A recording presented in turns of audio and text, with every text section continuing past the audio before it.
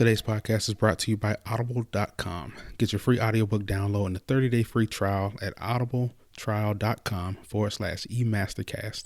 Over 180,000 titles to choose from for your iPhone, Android, Kindle, or MP3 player. You support Audible, they support us, and we keep putting out great content for you.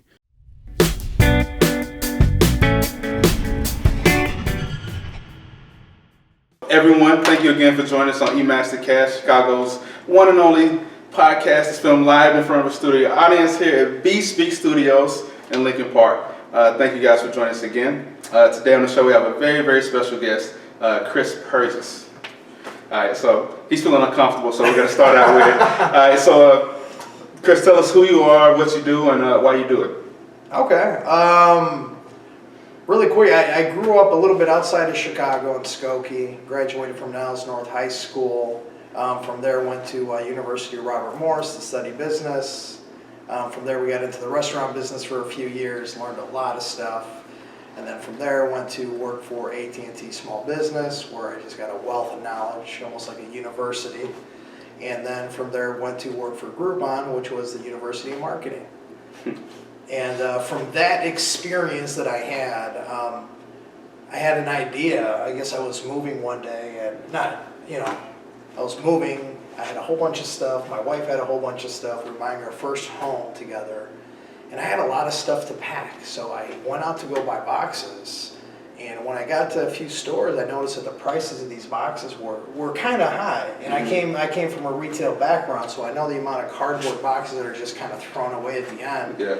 So instead of me buying $150, $200 worth of boxes, I took about 10 days and just hit up a whole bunch of local stores around my neighborhood at specific times, because you have to go there at a specific time when they break down the boxes, right, take out their merchandise, flatten them up.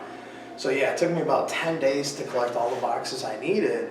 And then after my move, I was kind of thinking to myself, I was like, look, not everybody has the time to go hunt for free boxes. It always sounds good that you're going to get free boxes somewhere. I'll just go here to the shoe store, or liquor store, or something like that. But it's time consuming. So I figured, let me try this. And then what I did is I got all my older boxes that I just used for my move, and I put out a Craigslist ad. And it was something cheap, ridiculous, just to kind of test the waters. It didn't really cost me anything to post it. So I'm like, let me try it. Do you remember what it said? It was 25 boxes delivered to your home in Chicago for like $20. Okay. So it was ridiculously cheap. Yeah. I just wanted to see if there was one person in this city that would be interested in buying that. And a funny story to go with that is the first time I posted that ad, that same night I got an email from somebody saying that was the stupidest idea to sell these boxes and you should take it down. Why are you selling them? And I'm like, you know what? I almost deleted the ad, but I'm like, let me see what happens. Yeah. So about 2 days later, we had somebody who was interested. They emailed me back and said, hey, I'll take that deal. Yeah. And I did my first delivery of boxes. And at that point, I'm like, okay, let's try it a little bit more. And this is more so like, you start a business on your, in the basement with your table and everything like that, in your garage, whatever you want to call it. And we just kind of took it from there, and then just step by step, just kind of growing it to where it is now. Okay. So why are you doing it? Like, why? It just makes sense. I mean, right now, at the time when I started this, and things can change in a few years, there wasn't anybody really doing that with gently used boxes. And that's the whole premise of our business, moving boxes now. We're changing the way people buy boxes for moving. Is it's something good because it's green, the price is fair, and there's a lot of people that don't have vehicles or cars to go to the store to buy boxes and bring them back.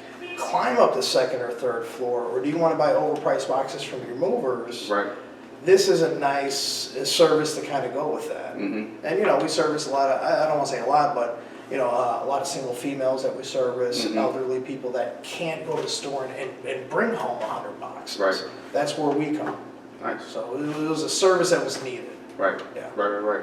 Okay, so I want to talk more about business, your business specifically. Yeah. Also, so how do you approach failure in life? Because I remember you when we first met at the mastermind, you told me that you kind of started on the side while you were still at Groupon. Absolutely. And then you got let go from Groupon, and then you built this business up to where it's at now. So I grew up as an entrepreneur. A Okay. lot of people say, oh, I had a lemonade stand, everything like that. I grew up as an entrepreneur, went into the corporate world. Again, I got a lot of my training, a lot of my knowledge working for these big companies like AT&T and Groupon. Like, they have, stats, and they have information that they track that is just ridiculous. That just opens up everything for the business and everything. So I kind of gathered all that knowledge, and that's how I got into the business. Okay. But I think I forgot your question. How do you approach failure in business?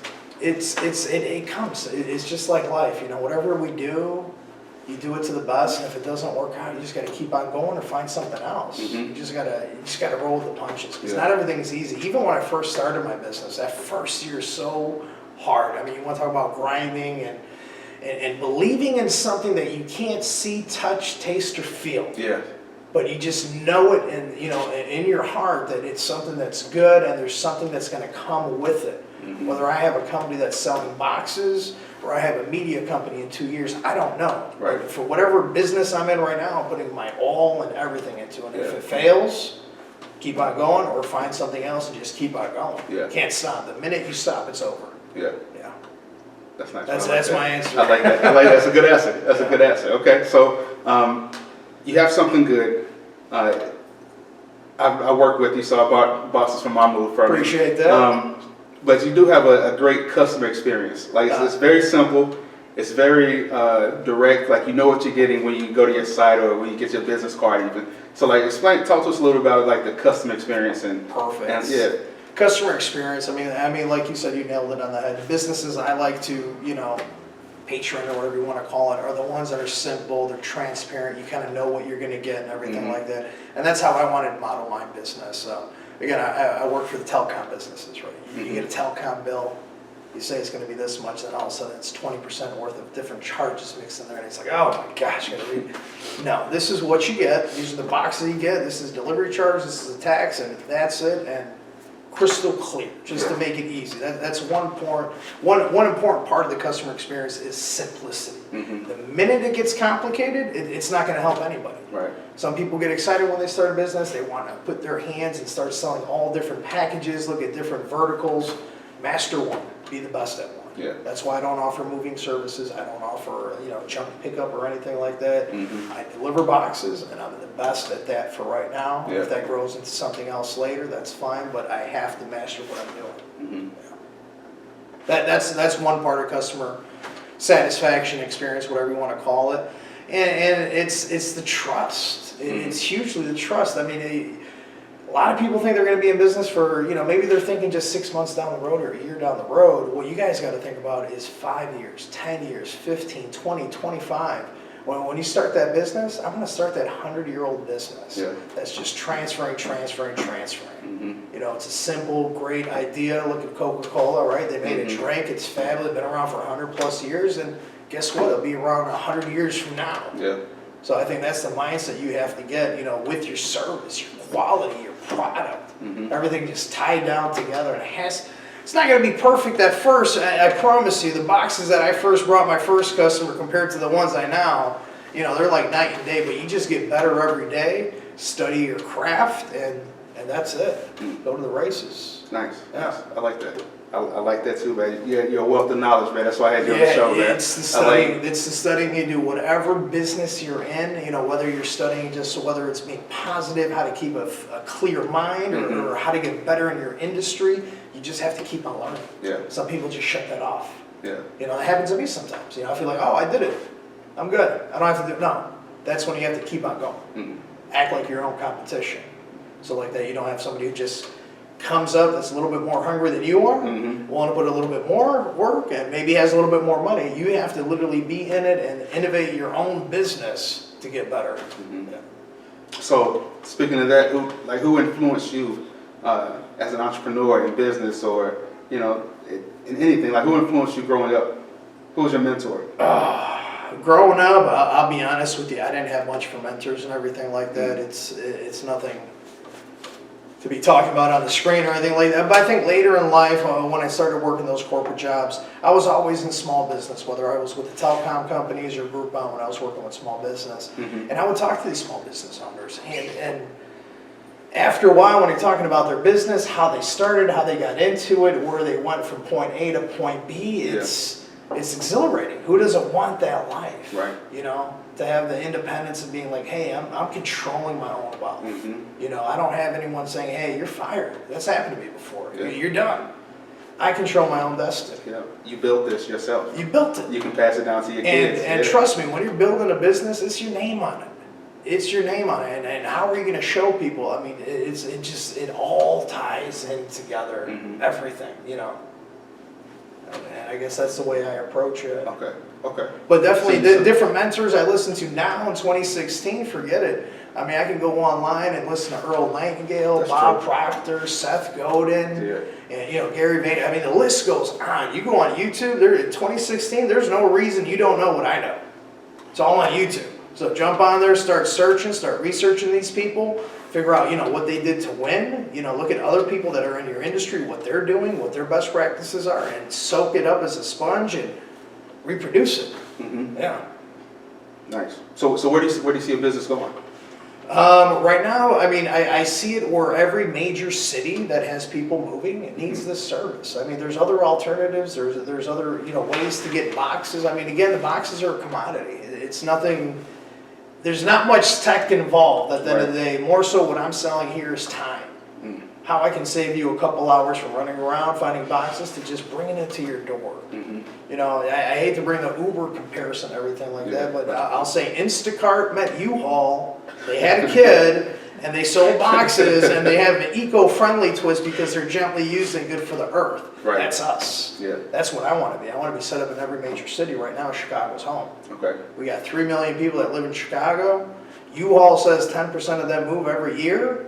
So that's 300,000 people that are moving, give or take. Maybe half those people don't need boxes. It's still 150,000 people that move in the city of Chicago on average. So that's plenty of customers. Give me 10% of that, I'm happy. I can move into the next market and show somebody else how to do this where they live.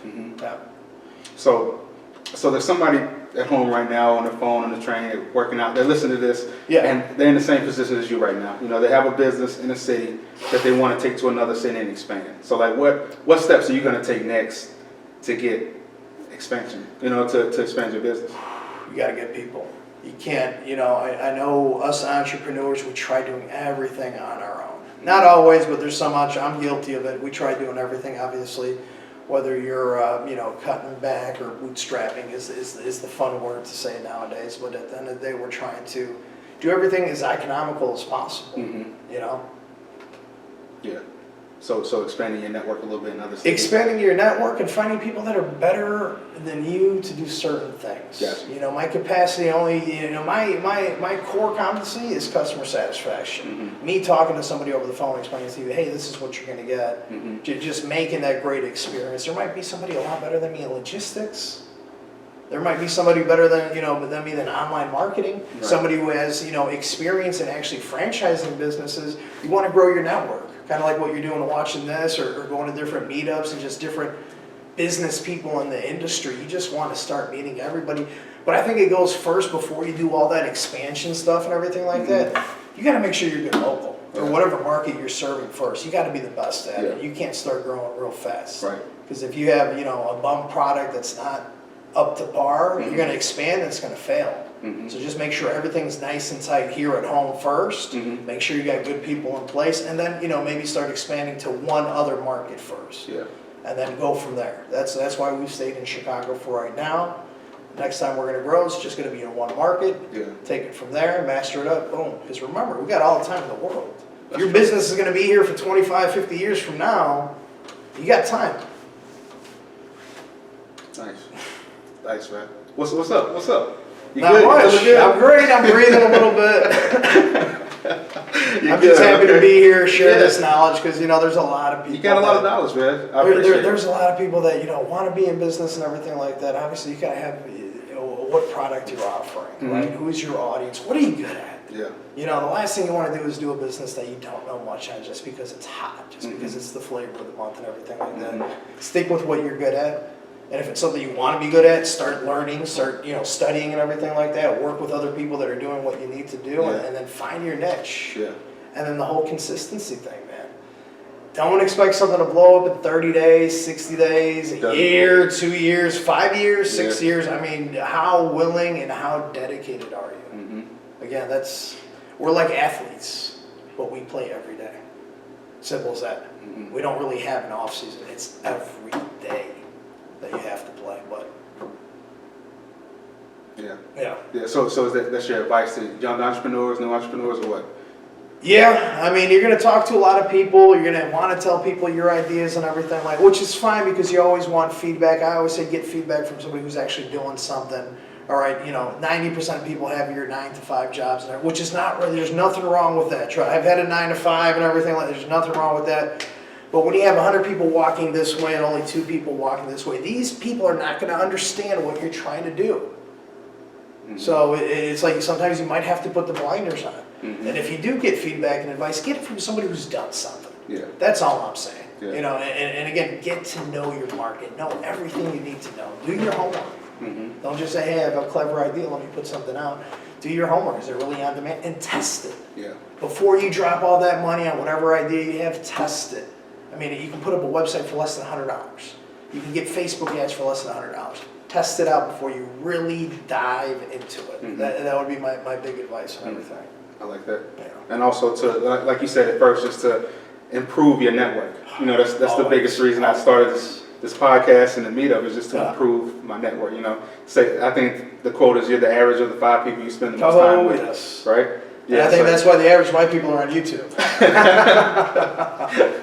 No, but that's huge. And what you're doing right now is sharing this information, not just my story, because there's plenty of other stories and whatever business you're getting into, just people just persevering. Those are the stories that I love, man. Just pushing. Again, when you don't see it, you can't touch it, anything, you're just still going. You're either crazy or you're on a mission. Yeah. It's really close line. It's a real close line. Yeah. But the best entrepreneurs I've ever met, man, are just the ones that just keep on going and going, and they know what they want. They know what they want. That's a good place to start. We're going to go into the lightning round. Oh, my goodness. I had a lightning round going. Okay. We'll do a little stretch over here. All right. So these will be short questions, but you can answer them as long as you want or as short as you want to. All right. So what's start easy? What's your favorite book? What's my what? Favorite book.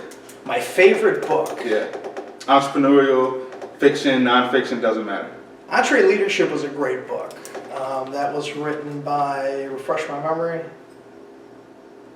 I can look it up real quick. Say it, what leadership? Entreleadership was a great book. I haven't read that one. Dave Ramsey. I'm Okay. sorry, I had a brain freeze right there. That was probably one of my nice books. Okay. If you're in the recycling business, I recommend that you read Junkyard Planet.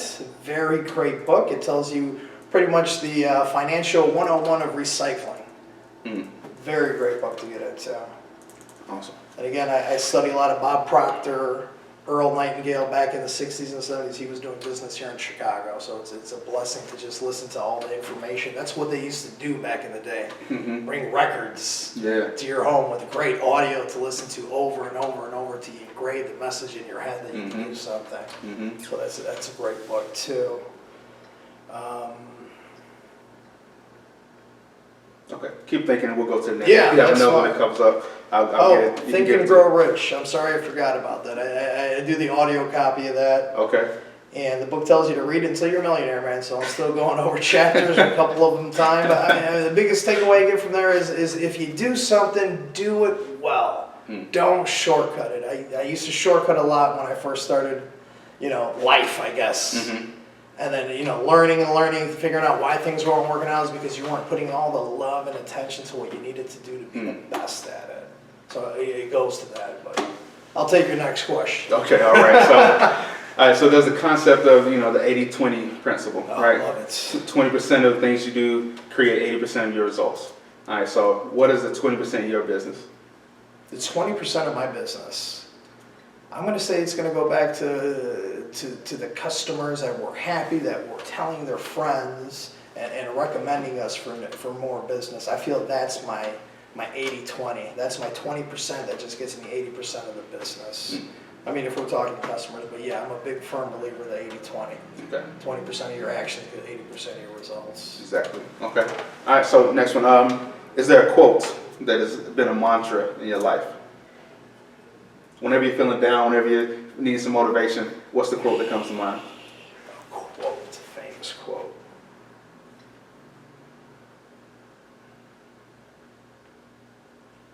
Keep on going. Keep on going. Okay, we'll go back. That's it. Simple. We'll go back. All right. As a kid, what did you want to do as a grown-up? I've always wanted to be in business. Really? Whether Okay. it was a store, whether it was a restaurant, whether it's a company, Fortune 500, I always wanted to have a business that brought some good value and everything like that. That I can say, hey, you know what, I'm a part of this. Yeah. So that was a. Awesome. Okay. Random one. If you had a superpower, or like an X-Men ability, what would it be? That's a fun question. I don't think I've gotten that question. I don't want to say the ability to mind control people because that's just wrong. But that's the one that first came to mind. Okay. All right. But yeah, I'm going to go with that. The mind control. Okay. Like if I can just control it a little bit and put some nice ideas and plant some little seeds in there, I would like that power. Good. Good. Okay. Positive mind control. All right. All right. So, do you consider yourself an introvert or extrovert? Wow. You're going to have to explain to me what those are. Oh, introvert is a person that. An introvert is a person who gains energy from being alone and being in quiet, silent spaces. An extrovert is a person who gains Extrovert energy. all day long. Okay. All day long. If I don't have people, I need people, I need energy, I need questions. Feel free to email your questions. I'll answer them 5 years later. All right. Okay. What person alive right now would cause you to be starstruck? What person or what? Alive. Like who in the world right now would cause you to be a little starstruck? If you met him in person.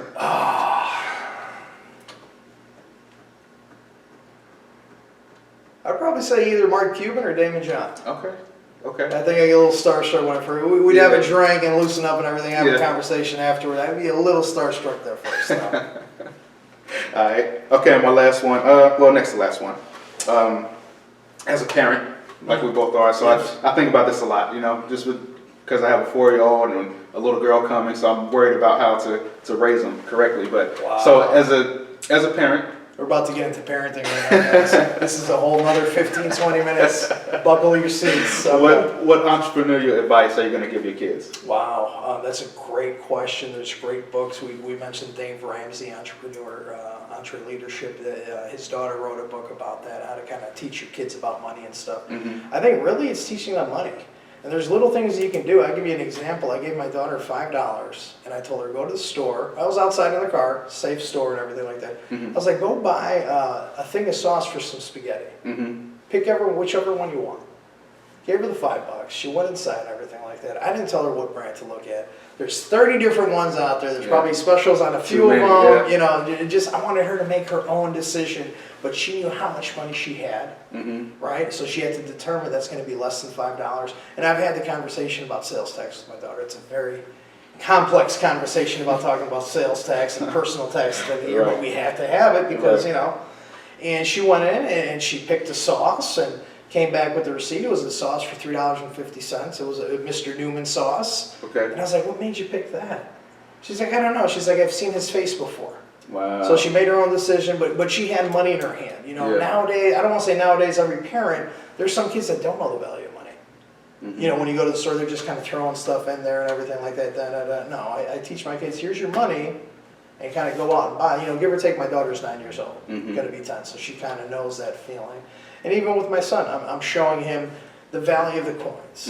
How many coins do you need to go buy something? And we always make the example of McDonald's ice cream, right? McDonald's ice cream is about $1. So when we go to the store and I buy her a bike and I say, hey, guess what? You know how much that bike costs? 130 ice creams. Just to give her an idea, quantitative idea of what it's worth and everything like that. Brilliant. And hard work, even if it's cleaning your room or picking something up, again, I'm instilling, do it right. Take your time and do it right. If you can't clean your whole room, clean your closet right. Do that perfectly, and then we'll get to the room tomorrow. Don't just try to just clean up everything fast. I think that's one of the biggest lessons, and that's going to tie down to being an entrepreneur, doing things right Definitely. at an early age. Definitely. Great question, though. Yeah. That's also pretty crazy. Like when you say she recognizes face, that's Yeah. also a lesson in That's branding, branding. right? That's branding right there. Yeah. They know what they like. They know what they don't like. That's true. Yeah. That's true. Okay, so thank you for coming on the show, man. Yeah, absolutely. Very last question. How can we reach out to you and how can we help you? Because this is a mastermind and we want to help each other. Oh, I So appreciate it. Yeah, so how can the listeners and the other guests out here, Jonathan and Jill and myself, how can we help you? I mean, really, it's getting the word out of this idea we have for the company called Moving Boxes Now, which is the gently used boxes being delivered to your house. The new way of purchasing moving boxes, whether I'm not in your city or not. We're sitting here in 2016. I don't know if you're going to be watching this 4 years down the road. Google Moving Boxes Now before you go to the store and buy boxes, just to see if we're in your city yet. Because again, we're here in Chicago right now in 2016. Next year, the year before, I don't know how many more markets we're going to be in. So just be on the lookout. That'd be a big help for me. If anybody else is doing anything that's green or doing good business or needs to have a conversation about something, reach out. Right now I have a little bit of time. Next year, next month, I don't know, but feel free to email me. You can email me at movingboxnow@gmail.com. That's a little quick email address, or find me on LinkedIn, Chris Perjes, Perjes, or the old-fashioned way, 773, this is my number, 773-968-2420. Feel free to call. Awesome, Chris. Thank you, man. Thank you for coming on.